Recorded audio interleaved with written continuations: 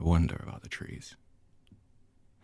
Why do we wish to bear forever the noise of these, more than another noise, so close to our dwelling place?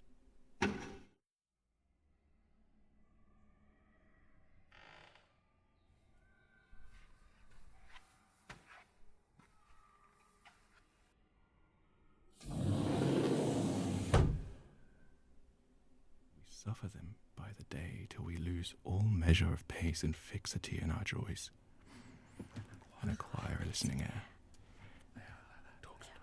They are that talks of going but never get away, and that talks no less for knowing, as it grows wiser and older, than now it means to stay. My feet tug at the floor and my head sways to my shoulder. Sometimes when I watch the trees sway from the window to the door, I shall set forth for somewhere. I shall make the reckless choice. Some day, when they are in voice, and tossing so as to scare the white clouds over them on, I shall have less to say, but I shall be gone.